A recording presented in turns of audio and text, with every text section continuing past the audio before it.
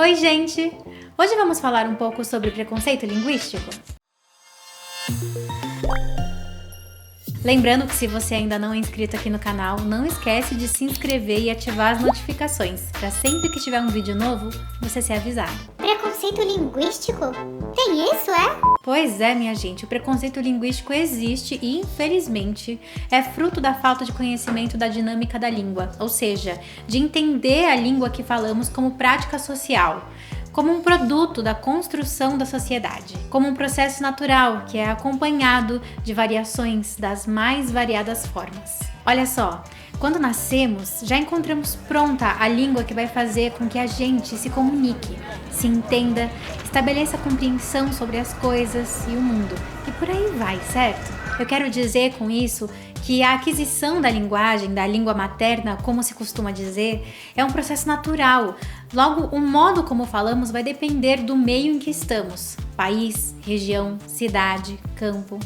Daí você vai me perguntar: Tá, mas então por que todo mundo estuda uma coisa só na escola? Simplesmente porque existe uma coisa chamada norma padrão. O próprio nome já explica. Norma é uma regra e padrão se repete. A norma padrão é uma regra de repetição de alguma coisa. No caso da língua, são as regras que regem a forma convencionada de se comunicar a partir dela. A norma padrão é mais utilizada na escrita, tendo em vista que a fala, como já dissemos, depende de contextos específicos. O conjunto das características da língua de acordo com a norma padrão, que é ensinada nas escolas, tem suas regras na gramática que orienta a língua formal. Imagina quando alguém vai estudar uma língua, a pessoa estuda uma coisa única e não os regionalismos, certo? A norma padrão ajuda nessa compreensão mais geral para todos, entendeu? Eu vou te dar um exemplo.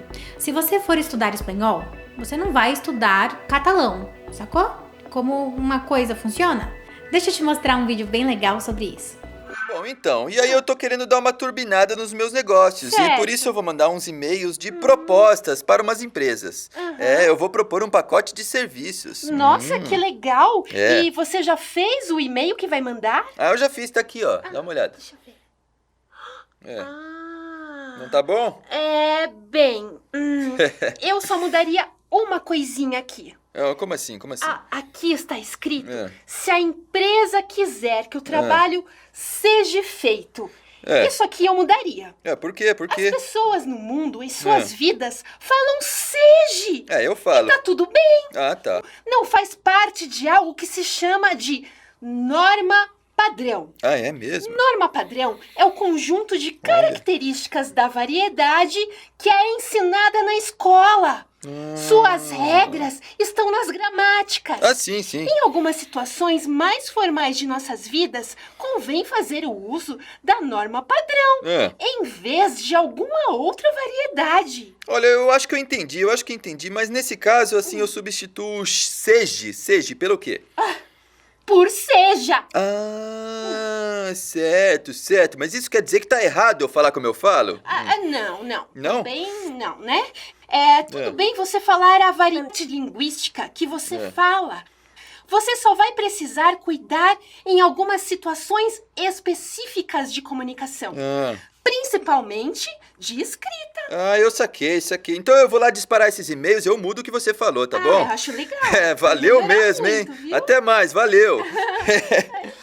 Deu pra entender, né? Agora você já sabe a importância da norma padrão. Vamos pensar na pergunta inicial dessa aula. Preconceito linguístico. Olha só, tem um monte de gente que acha que existe o certo e o errado na hora de falar alguma coisa.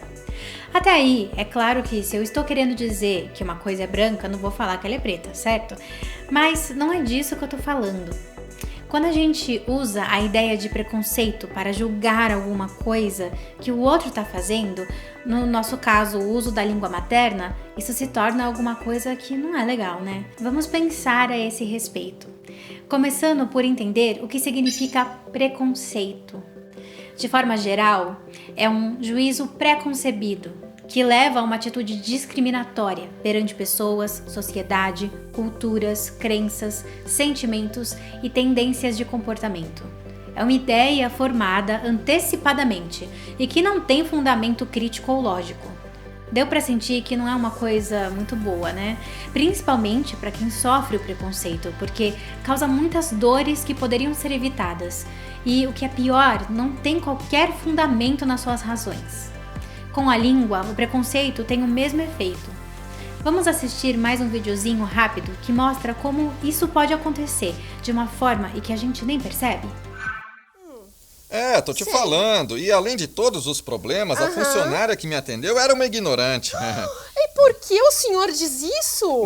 Porque a infeliz não conseguia nem falar português. Ué, mas o senhor acabou de me contar que vocês tiveram uma discussão bem séria. Foi. Como ela discutiu com o senhor se ela não conseguia falar português? Olha só, a minha intenção era dizer que ela não falava direito. Ela não conseguia falar, por exemplo, os plurais corretamente. Ah, não, querido. Quanto preconceito! Não, isso é um pós-conceito, porque eu ouvi ela falar. Ai, deixa eu contar um pouquinho pro senhor sobre aquisição da linguagem e o senhor vai mudar de ideia, com certeza. Vamos ver. O senhor sabia que nossa língua materna nós não aprendemos, mas adquirimos? É mesmo? Isso quer dizer que é um processo natural, tanto quanto respirar. Ninguém nos ensina a respirar, não é? Não, isso não. Isso é algo que nasce com a gente. Então, com a língua que nós falamos, é parecido. A diferença é que o modo como falamos depende bastante do meio que estamos. Por exemplo, se uma criança nasce e é criada no Rio Grande do Sul, onde as pessoas geralmente falam tu e não você, a criança provavelmente falará tu. Olha só. Entendeu? Bom, eu entendi. Então é por isso que os cariocas, por exemplo, eles falam com um chiado, assim, tipo, pois. Exato. Não é, pois? Exato. E o senhor não diz que eles são ignorantes por isso, não é? Eu não digo. Então por que o senhor diria que alguém que não produz todas as letras S são ignorantes? Isso é uma questão de preconceito linguístico.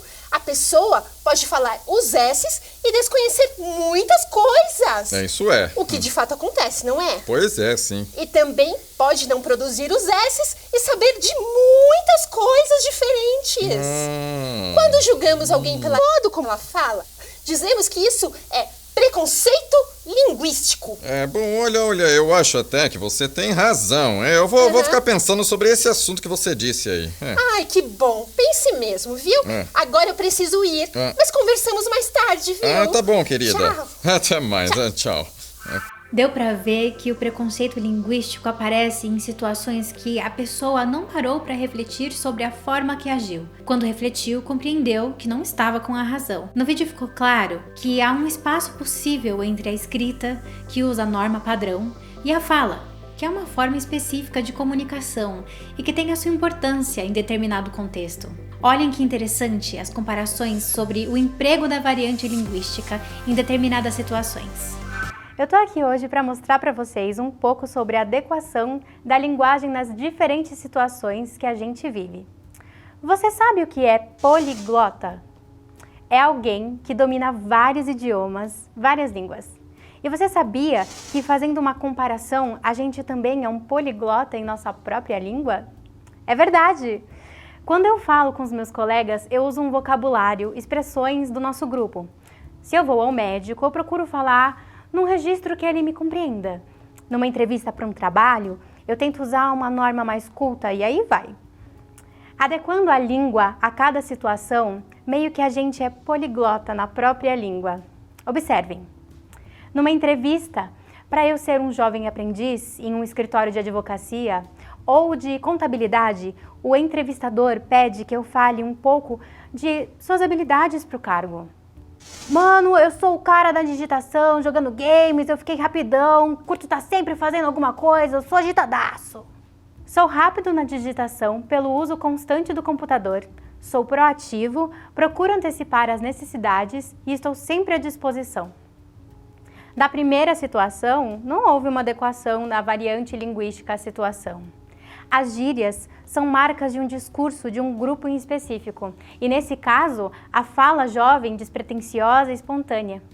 Na segunda situação, o jovem procurou em seu uso entre tantas variantes dentro do português, aquela que mais se acomoda à formalidade que uma entrevista em um escritório exige. Isso não quer dizer que os dois falantes não conheçam uma e outra variante, mas que o primeiro ainda não construiu mecanismos de adequação.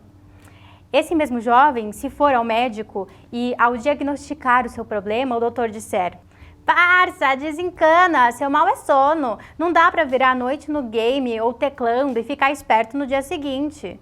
Ele estranhará a fala do médico, né? É claro que o profissional deve adequar a sua conversa com o paciente com termos da língua geral que ambos dominem. Porém, não se justifica o uso de um registro que não satisfaz o discurso médico. Entendeu? Tá ligado? A gente se encontra num outro vídeo. Com isso, deu para perceber que existe hora e lugar para usar as variantes linguísticas, mas ao mesmo tempo temos que encontrar o equilíbrio para respeitar aquilo que é considerado, em uma situação de fala, uma variação regional. Sempre lembrando que variações linguísticas são ramificações naturais de uma língua. Diferenciam-se da norma padrão em razão de fatores como convenções sociais, momento histórico, contexto ou região. Além disso, temos que lembrar da questão da pronúncia.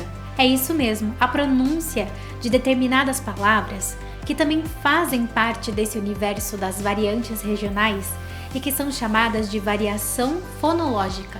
Para finalizar toda essa questão de língua materna, da norma padrão, das variantes da língua e do preconceito linguístico e tudo que vem com ele que não é legal, como vimos até agora, veja essa situação que vai deixar isso bem claro e te levar a refletir sobre a sua ação para ajudar a deixar isso mais tolerante. No primeiro dia de aula, eu li a lista de alunos para conhecê-los e pedi que respondessem à sua presença. A Alice: presente. O Carlos: eu. A Débora: presente. O Douglas: aqui. E o Flávio: presente. E muitos alunos se puseram a rir e eu ouvi assim: que sotaque baiano, não se sabe nem falar. Eu terminei a chamada e desisti do jogo que eu ia fazer com os alunos naquele primeiro dia, porque a questão do sotaque tinha de ser conversada ali, na oportunidade. E eu vou contar pra vocês como foi. Muitos de vocês riram do sotaque do Flávio, mas vamos refletir. Presente ou presente, as duas pronúncias fizeram a comunicação que eu queria. Todos entenderam, mas tem pessoas que não toleram o diferente. Aliás, nesse grupo, ele é o diferente que fala presente. Certamente, se formos a uma cidade nordestina, seremos o diferente, com a nossa variante do Sudeste. Tia ou tia, isto ou isto, fogão ou fogão, sal ou sal. Todas são variantes fonológicas regionais que têm o mesmo valor comunicativo. As pessoas é que dão maior valor e prestígio a uma em relação às outras. A gente quer ir à praia para ver o mar, o R branco do Sudeste. O mar, o R múltiplo dos cariocas. O mar, o R rotativo do interior do Sudeste e dos norte-americanos. Independentemente da pronúncia, o referente é o mesmo, o oceano. A diferença da pronúncia ou as variantes fonológicas regionais são muitas em nosso país por ter um tamanho de continente. E nem estamos falando na variação entre Brasil e Portugal e outras ex-colônias portuguesas. O certo é que a diversidade enriquece. Atrás de uma pronúncia diferente vem fatores culturais e históricos que determinam as variações. Portanto, a gente tem de repudiar todo tipo de discriminação em relação ao uso da linguagem para que a língua não seja motivo de separação, divisão e dominação. Pense nisso. É isso, pessoal. Vamos combater qualquer forma de preconceito. Até a próxima. Tchau!